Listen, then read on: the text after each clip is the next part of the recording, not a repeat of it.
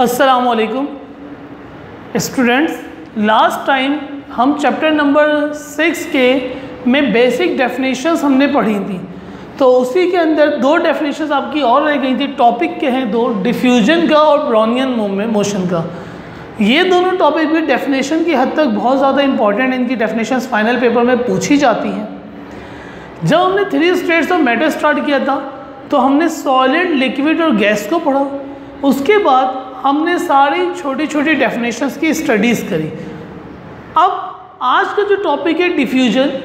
Diffusion कहते हैं फैलने को, डिफ्यूज़ हो जाना मतलब फैल जाना। एक मिसाल के तौर पे डिफ्यूजन जो है उसके अगर मैं कोई एग्जांपल लूँ तो आप डिफ्यूजन स्मेल को कह सकते हैं। मिसाल के तौर पे आपने परफ्यूम दिया और कि इस जहाँ पे परफ्यूम लिया उसको स्प्रे किया, तो आप देखेंगे कि वो स्मेल जो है परफ्यूम की वो पूरे रूम के अंदर फैल जाती है। और एक जो वो फैलती है पूरी जो परफ्यूम होता है, तो इसको कहते हैं, इस प्रोसेस को कहते हैं डिफ्यूजन। सबसे ज़्यादा जहाँ पे स्प्रे किया जाता है उस जगह पे सबसे ज़्यादा स्मेल होती है, लेकिन हल्के हल्के करके क्या होता है पूरे रूम की स्मेल एक जैसी हो जाती है। जब कोई बाहर से अंदर आएगा, रूम में आएगा, तो ये नहीं कि उसको ये नहीं पता चलेगा कि स्प्रे किस जगह पे किया गया है, बल्कि जैसे ही वो अंदर आएगा तो बोलेगा इस रूम के अंदर, पूरे रूम के अंदर स्मेल है, खुशबू है। इसका मतलब क्या हुआ कि डिफ्यूज़ हो गई। परफ्यूम क्या था, वो डिफ्यूज़ हो गया, फैल गया। डिफ्यूजन दो किस्म की होती है। एक डिफ्यूजन होती है फॉर सॉलिड, डिफ्यूजन दो में होती है। गैसेस में भी डिफ्यूजन होती है और लिक्विड्स में भी डिफ्यूजन होती है। गैसेस के अंदर डिफ्यूजन जो होती है वो बहुत तेज़ होती है, गैसेस जल्दी डिफ्यूज़ हो जाती हैं, सही है। और लिक्विड जो होते हैं वो डिफ्यूज़ देर से होते हैं, बस यही फ़र्क है। अब लिक्विड के मैं आपको एक एग्जांपल लूँ। आपने एक बाल्टी में पानी भरा हुआ है, आपने 2 ड्रॉप इंक के डाल दिए। आप देखेंगे जिस जगह पे इंक का ड्रॉप जाके गिरा वो जगह पहले ब्लू हो जाएगी, और वो ब्लू कलर हल्के हल्के क्या होने लगेगा, डिफ्यूज़ होने लगेगा। जब थोड़ी देर बाद, चंद सेकेंड्स के बाद आप देखेंगे तो पूरी बाल्टी का कलर ब्लू हो चुका होगा। जो वाटर, जिसके अंदर पानी जो था वो पूरा का पूरा क्या हो जाएगा, ब्लू हो जाएगा। ऐसा क्यों हुआ? जो इंक थी वो डिफ्यूज़ हो गई through liquid solution. This diffusion is called diffusion of liquids और diffusion of gases.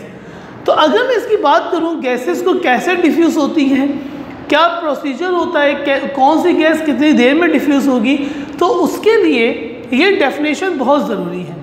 The rate of diffusion, rate कहते हैं मिकदार, टाइम को। रेट किसको कहते हैं बेटा? टाइम को।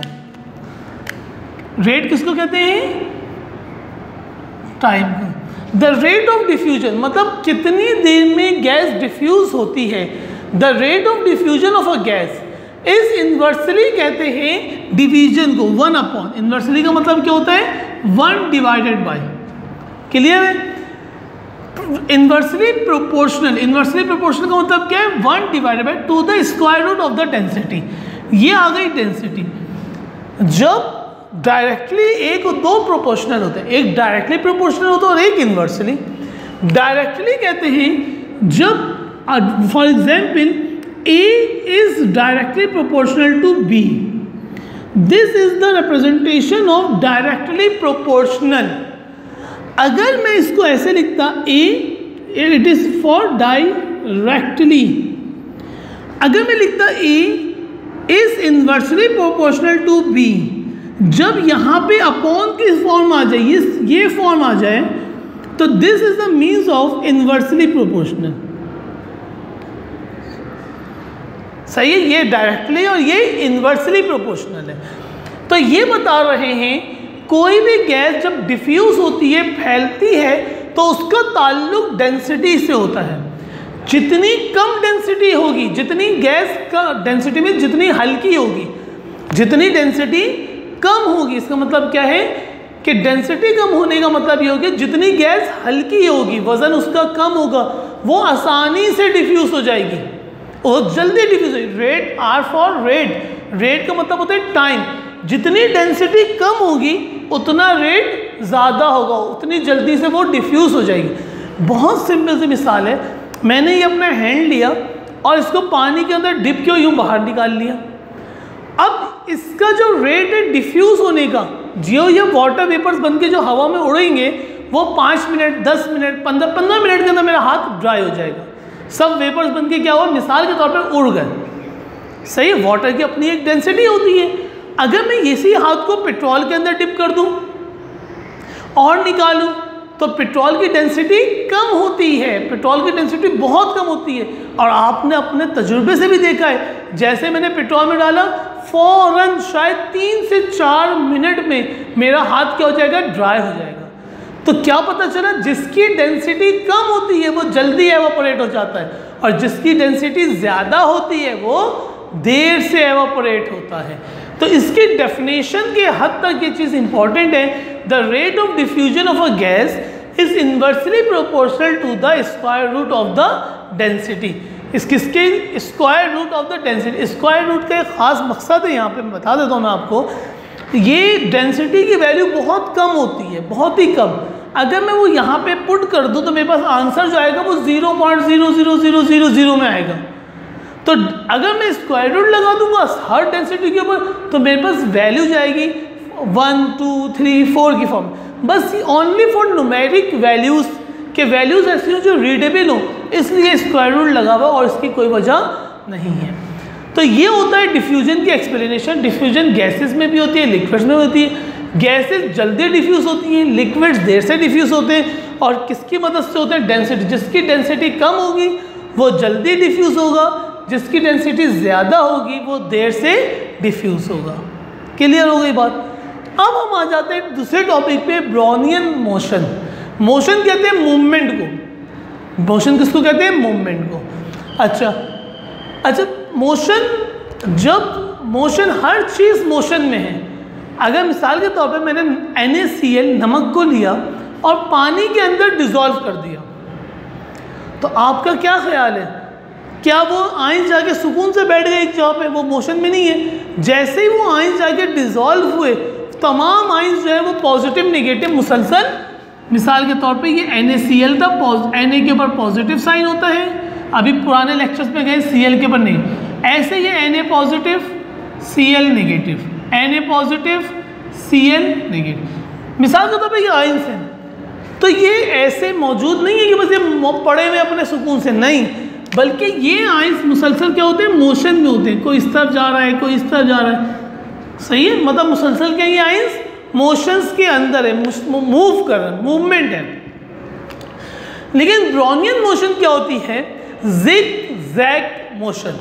ब्राउनियन मोशन किसको कहते हैं, जिग। ये तो टोटल मोशन है कि इस तरफ ही चलता चला जा रहा है, ये इस तरफ आता जा रहा है, ये जिगजैग कहते हैं, आगे पीछे यूं यूं यूं। ये है जिगजैग मोशन, जिगजैग ऐसे मोशन। सही बेटा। होता क्या, a continuous rapid zigzag motion of suspended particles through the medium is called Brownian motion.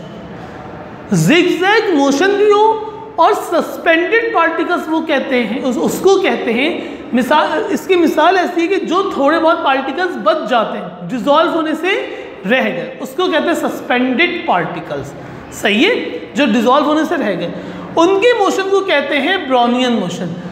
आपके जो नोट्स जब आप हमको प्रोवाइड करेंगे तो उसके अंदर लिखा हुआ भी है, एग्जाम्पल दी गई इन्होंने सल्फर पार्टिकल्स की। Mix some powder sulphur in water and squared it. Example जो लिखे हुए इन्होंने सल्फर, जो आपके बुक के अंदर भी मौजूद है, सल्फर का एक सॉल्ट लिया, उसको पानी के अंदर मिक्स कर दिया। सही है, जैसे ही मिक्स किया तो वो सस्पेंडेड पार्टिकल्स पूरा मिक्स नहीं हुआ, बल्कि थोड़ा सा मिक्स हुआ, बाकी सब पानी गदला टाइप का नहीं हो जाता। जैसे ग्लूकोज को पानी के अंदर डिजॉल्व करो तो पानी की ट्रांसपेरेंसी जो है वो ख़त्म हो जाती है, पानी की ट्रांसपेरेंसी ख़त्म हो जाती है जब उसको डिज़ोल्व करते हैं ग्लूकोज में। बिल्कुल इसी अंदाज में मैंने सल्फ़र को पानी में डिज़ोल्व किया, मैं इस जब आपको बना के दिखा रहा हूँ, तो एक सोल्यूशन सल्फ H2O के अंदर हमने सल्फर को डिसॉल्व कर दिया, सही है। सल्फर को डिसॉल्व कर, जैसे ही डिसॉल्व किया तो इसके अंदर कैसा हो गया, ये इसके अंदर पार्टिकल्स हमें नजर आने लगे, गंदा गंदा सा हो गया सल्फर। मैंने इसको फिल्टर कर लिया, क्या कर लिया, फिल्टर। फिल्टर समझते हो बेटा, जैसे पानी को छानते हैं ना तो जो मिट्टी के जर्रे होते हैं वो पीछे रह जाते हैं, बिल्कुल उसी अंदाज में मैंने इसके ऊपर एक पेपर लगा दिया, फिल्टर पेपर लगा दिया, और इस पूरे सोल्यूशन को इसमें से पास करा। तो जितने मोटे मोटे पार्टिकल्स थे वो सब ऊपर रह गए और नीचे मेरे पास सोल्यूशन क्या हो गया, क्लियर हो गया, सही है। इस क्लियर सोल्यूशन को